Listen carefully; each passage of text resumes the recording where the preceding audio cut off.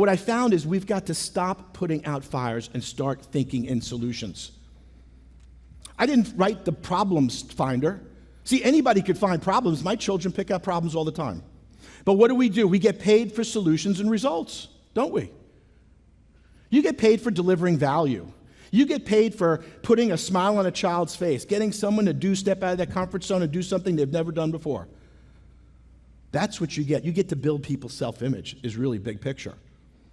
But sometimes we got to get out of ourselves because we're too much into ourselves. And what I found is opportunities are on the outside. They're not right in front of your face. And if you're putting out fires, you can't see the opportunities that are all around you.